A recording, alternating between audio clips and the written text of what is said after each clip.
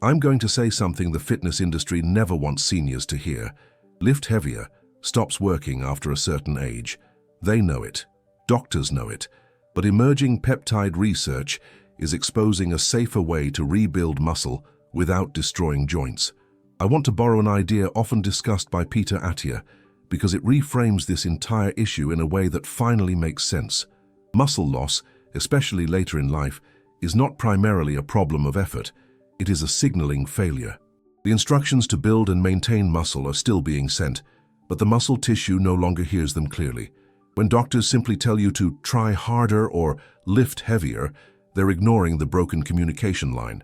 Restoring that signal, carefully, ethically, and realistically, is where real progress begins. Before we go any further, I want you to pause for a moment and engage with me. Tell me in the comments where you're watching from. I read every single one, and it helps me understand who this information is reaching.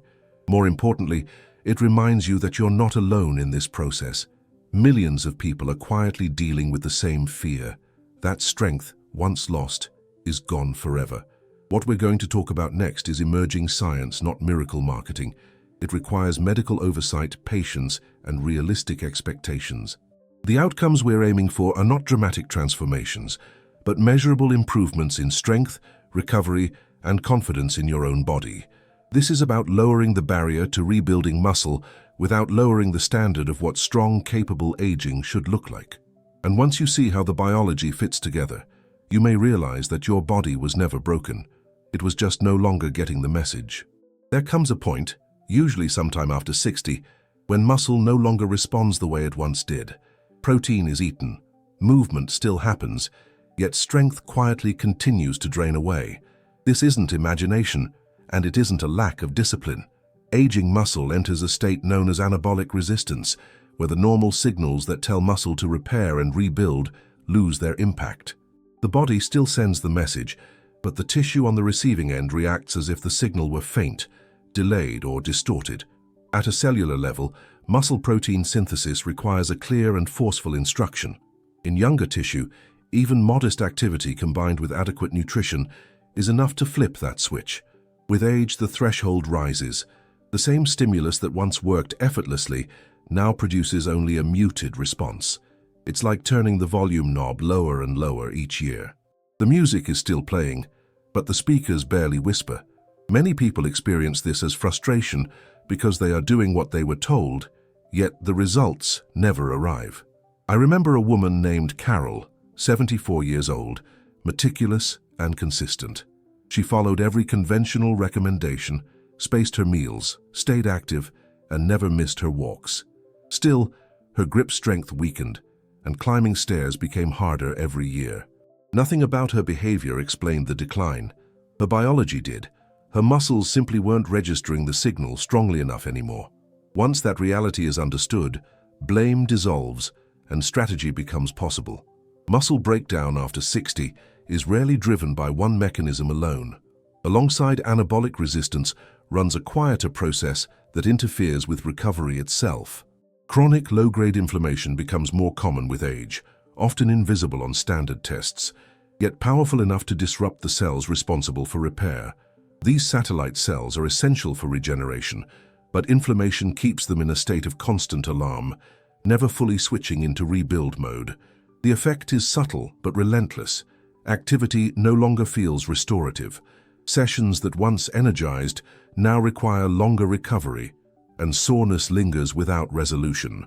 It's similar to attempting home repairs while a smoke alarm blares non-stop. Even when the tools are ready and the workers are present, progress stalls because the environment never feels safe enough to proceed. Muscle tissue behaves the same way when inflammation dominates the background. James, 79, remained active well into his later years. He moved daily, avoided prolonged sitting, and prided himself on consistency. Yet his body never seemed to bounce back.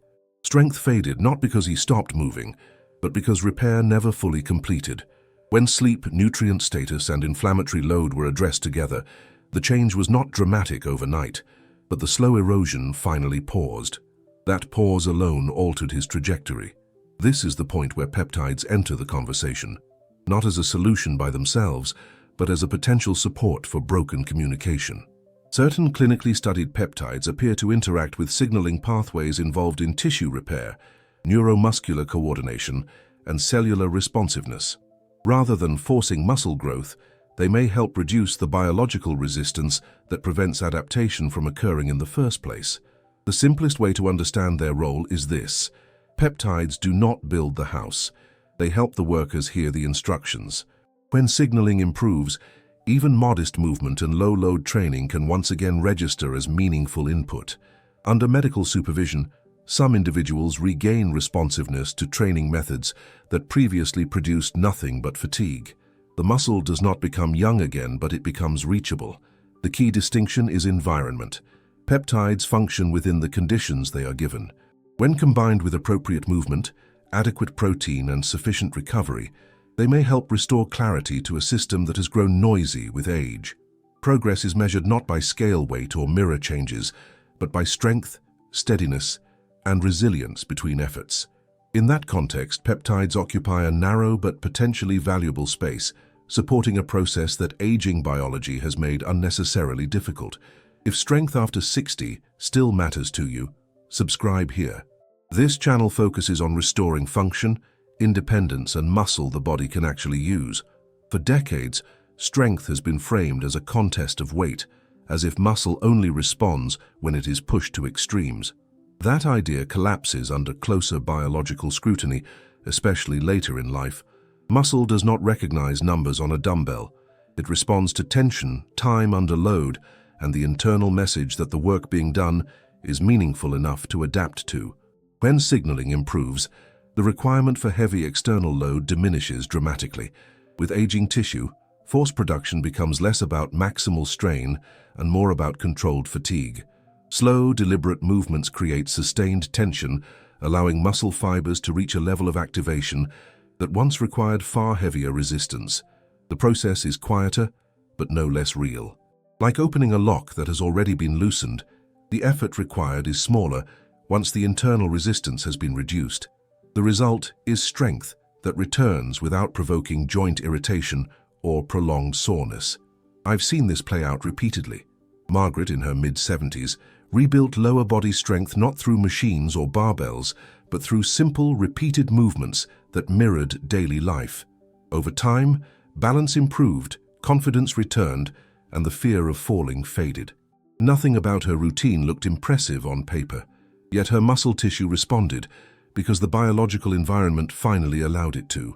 What often separates progress from stagnation is not the work itself, but what surrounds it. Muscle adaptation does not occur during effort. It occurs in the hours and days that follow, when the body interprets stress and decides whether rebuilding is worth the energy investment. With age, that decision becomes far more sensitive to sleep quality, nutrient availability, and hormonal rhythm. When recovery is insufficient, the body remains in a defensive state. Cortisol stays elevated, repair signals are blunted, and even well-designed movement fails to translate into strength. The sensation many people describe as not bouncing back is not weakness. It is incomplete recovery masquerading as decline. Once recovery improves, adaptation often resumes without increasing workload at all. The change can be subtle yet profound. Strength gains appear not because more is being done, but because the body finally has the space to respond. Endurance improves, balance stabilizes, and everyday tasks require less conscious effort.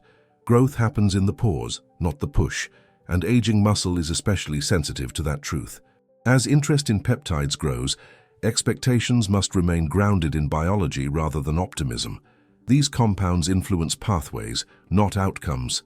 They do not override poor sleep, inadequate nutrition, or chronic stress. Their effect depends entirely on the environment they are introduced into. In supportive conditions, they may amplify the body's ability to respond. In hostile ones, they do very little.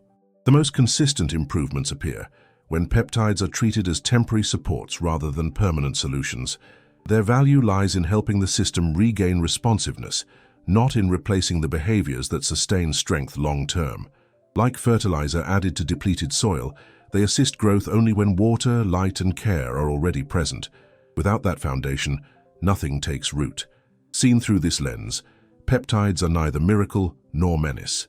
They are tools with limits, best evaluated through function rather than promises. When outcomes are framed around independence, strength, and resilience, their role becomes clearer and more responsible. Aging muscle does not need extremes. It needs clarity, consistency, and an environment that allows biology to do what it is still capable of doing. Strength in later life has been quietly redefined over the years, often reduced to something modest, cautious, and easily surrendered. That shift has done more harm than most people realize. Sarcopenia is not a one-way descent, even in advanced age. Muscle tissue remains biologically active far longer than we were once taught, capable of responding when the right conditions are restored. What changes with age is not potential, but access. The barrier gets higher, not the ceiling lower. When peptides enter this conversation, their role becomes clearer through that lens. They are not shortcuts, and they are not substitutes for movement. They function as tools that may help reduce the biological friction that aging introduces. Used responsibly, they fit into a broader strategy aimed at restoring communication inside the body, not bypassing effort. Movement still matters. Nutrition still matters. Recovery still matters. The difference is that the body may finally be able to respond to those inputs again. Strength is never just about muscle fibers. It is about independence, dignity, and metabolic resilience. The ability to rise from a chair, stabilize during a stumble, or carry the weight of daily life without hesitation determines far more than physical capability. It shapes confidence, social engagement, and the freedom to age on one's own terms. When muscle signaling improves, these outcomes often follow quietly, without drama, but with profound impact. This brings us back to the signaling analogy often discussed by Peter Attia. Muscle loss is rarely a failure of will. It is a failure of communication. Restore the message and the tissue can respond again, sometimes in ways that surprise even seasoned clinicians. The emphasis shifts away from extremes and towards safe, steady progress that respects both biology and lived experience. The future of healthy aging is not about choosing between effort and assistance or discipline and science. It is about integration. Individualized strategies grounded in evidence, attentive to recovery and realistic about limitations, offer something far more valuable than promises of reversal. They offer momentum, and momentum, even later in life, changes everything.